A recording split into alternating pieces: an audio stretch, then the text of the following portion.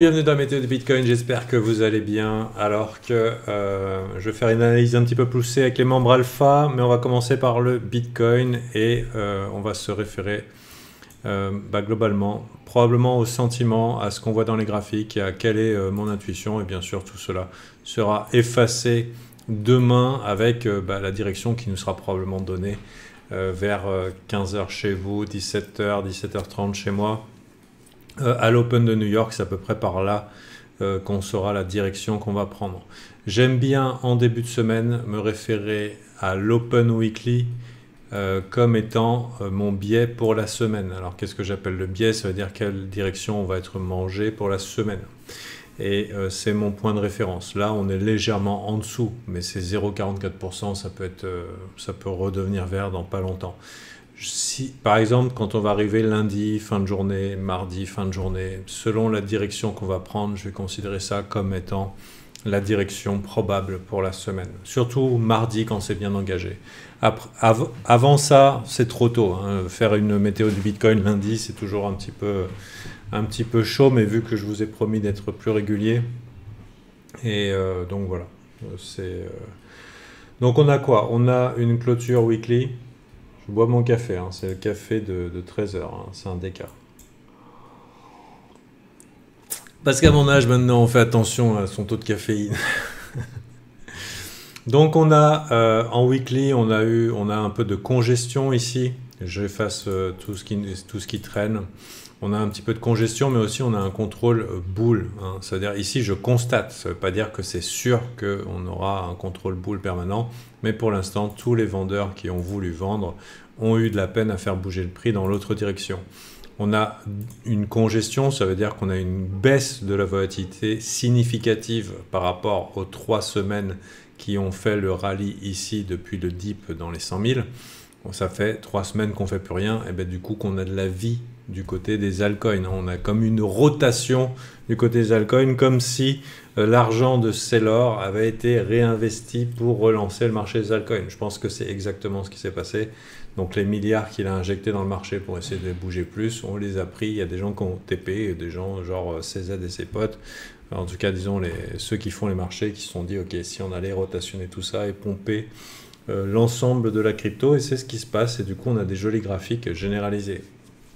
Avec congestion ici au niveau du BTC, pas grand chose, petite volate, enfin ça reste significatif, mais quand même contrôle haussier. Contrôle haussier. On regarde au niveau de la monthly, c'est-à-dire qu'à l'échelle de mois, on a quand même une très jolie bougie monthly. On n'a pas clôturé en dehors de la bougie monthly, c'est encore possible dans les 3-4 jours à venir, enfin en dehors de la Bollinger, je veux dire. On n'a pas clôturé en dehors de la Bollinger. En général, c'est un signe très fort que j'aime bien voir pour des continuations haussières. Mais bon, autant vous dire qu'en monthly, pour l'instant, le graphique, il est très joli. De la même manière que je me repère de l'Open Weekly, je me repère de l'Open Monthly. Ça veut dire que le 31 juillet, je vais faire très attention de la direction qu'on va avoir. Et je vais faire très attention de quel niveau on va avoir par rapport au mois. Là, vous voyez, on est au-dessus de l'Open Monthly, donc le biais pour le mois était haussier, mais ça peut changer d'une bougie sur l'autre, que ce soit à l'échelle de semaine, que ce soit à l'échelle de mois. Donc j'ai pas dit grand chose ici pour vous dire, à part congestion, des points extrêmes qui correspondent dans des plus petites unités de temps à notre range du moment, qui est un petit range, et disons avec la bonne ambiance, un environnement qui a été favorable pour les alts pendant cette période-là. Maintenant, cette semaine,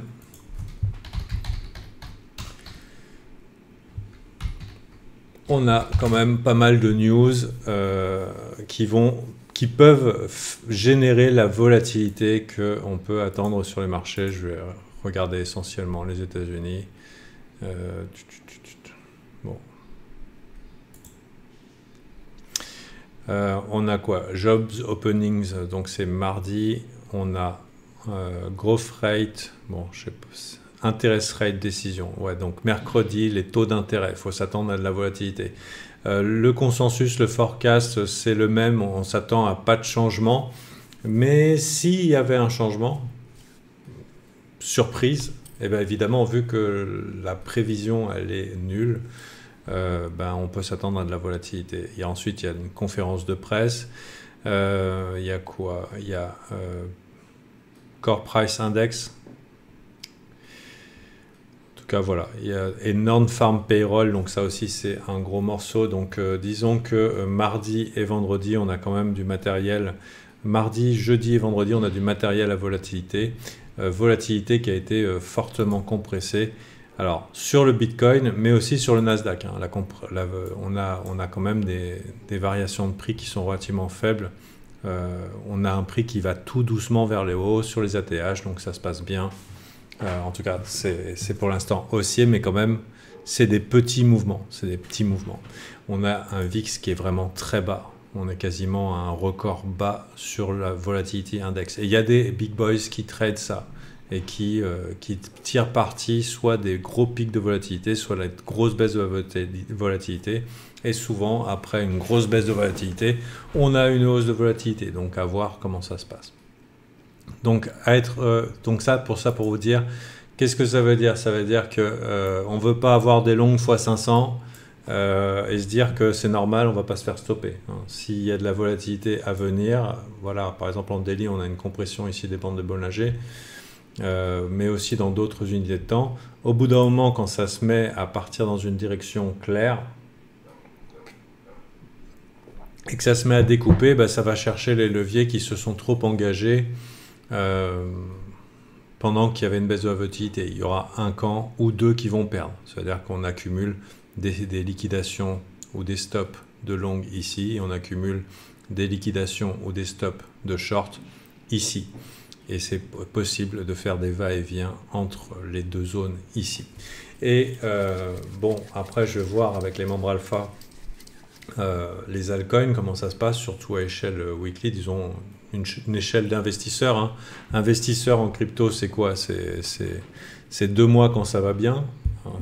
Généralement, les gros push haussiers, ça a été quoi? Ça a été octobre, décembre, par exemple, sur XRP, Dogecoin et Solana.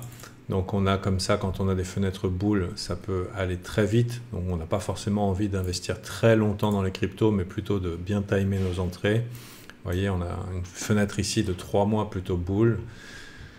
Je ne pense pas que ça soit différent si on a des mouvements haussiers significatifs à envisager, en sachant qu'on a déjà 1 mois derrière les pattes. Hein. Donc, mais dans une fenêtre investisseur, plusieurs semaines, plusieurs mois haussiers, on regardera qu'est-ce qu'on peut se mettre sous la dent.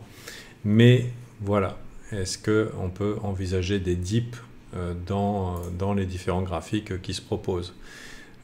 Dans certains cas, on peut se poser la question. Il y a des choses qui sont vraiment très jolies, mais en même temps, il y a aussi autre chose. C'est que le sentiment est quand même particulièrement optimiste. Hein. C'est déjà gagné, on vendra jamais. Voilà. Donc, bien sûr, j'ai vu que, par exemple, le dip de la semaine dernière, au niveau du sentiment, c'était un petit peu silence généralisé sur les réseaux. Et dans notre Discord, hein, parce qu'on est les mêmes humains, on a les mêmes humains partout. Le dip la semaine dernière a un peu fait de la peine, et pourtant c'était quelque chose de relativement minuscule.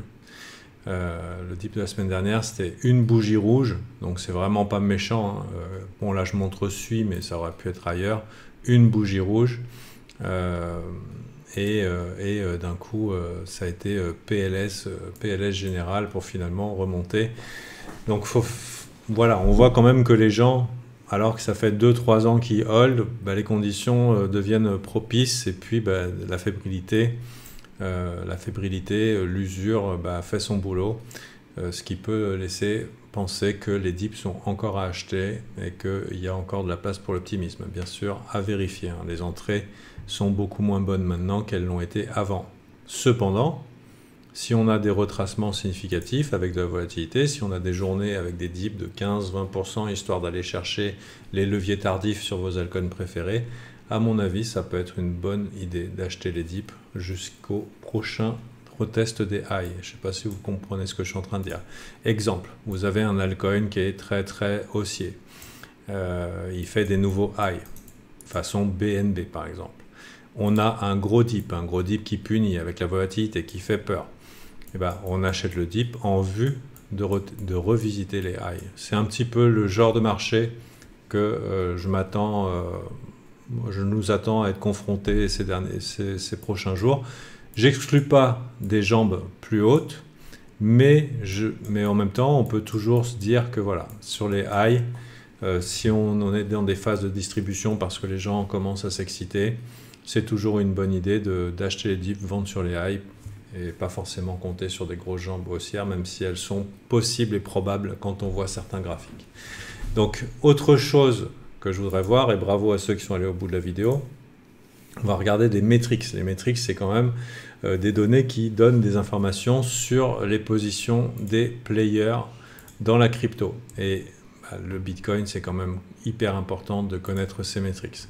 Là, moi, je surveille les open interest et le funding de 3 échanges en particulier.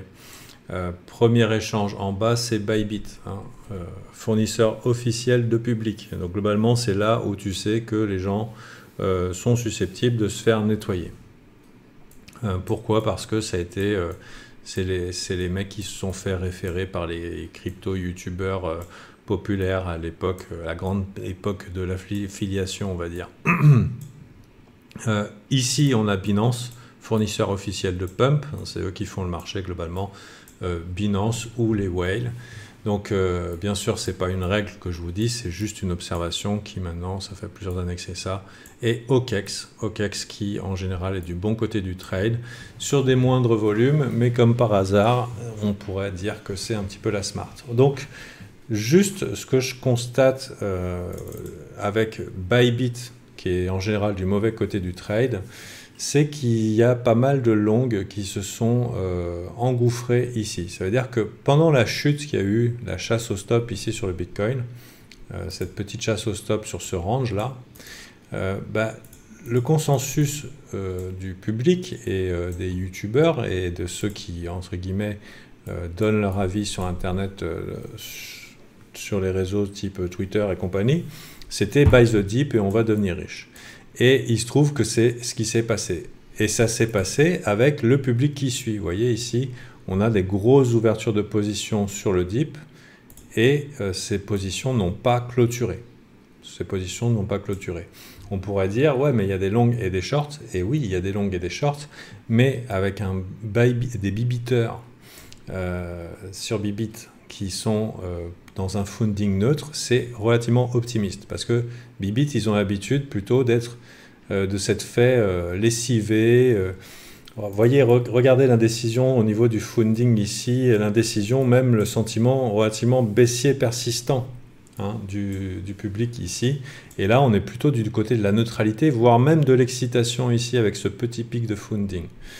Et du coup, ce qui laisse penser que les bibiteurs, le public, a acheté le dip et a l'air relativement confiant sur ses positions avec ces longues qui n'ont pas clôturé.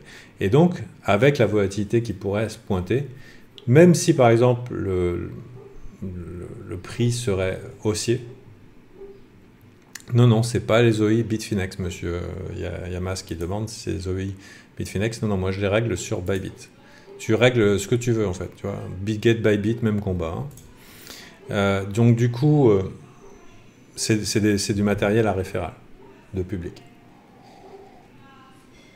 Donc ici, je m'attends à ce qu'il se fasse sortir, donc je n'exclus pas avec la volatilité, soit un petit mouvement vers le bas, soit une frayeur juste pour les sortir, et ensuite finir le job vers des ATH, ça ne serait pas déconnant. En général, le public, on ne leur fait pas de cadeau. Donc voilà pour la météo du Bitcoin, demain ça en sera une autre. Évidemment on est lundi, le lundi c'est fuckery, on attend la direction. Lundi, est-ce que des fois on ne sait pas vraiment. Mardi session américaine c'est un petit peu plus clair, mais je sais que vous aimez bien quand je fais des météos, donc voilà, j'ai ça. Les membres alpha aussi m'ont réclamé plus d'analyse de Bitcoin, donc c'est l'occasion de leur en fournir quasiment tous les jours et de faire en même temps connaître Alpha Team à ceux qui ne connaissent pas encore. Ce n'est que mes observations, bien sûr, ce n'est pas la prédiction du futur, c'est pas ce qu'on fait. D'ailleurs, nous, quand on trade, on essaye de trader en gérant notre risque et en essayant de trouver des stratégies probables. Si vous voulez connaître un petit peu notre approche, il y a une formation gratuite, c'est en accueil de la chaîne, c'est 100% gratuit et c'est moins d'1 heure au total, enfin c'est 1 heure environ au total pour voir un petit peu comment on crée un plan et qu'on a un avantage statistique, ce genre de choses. C'est mis à votre disposition, bien sûr.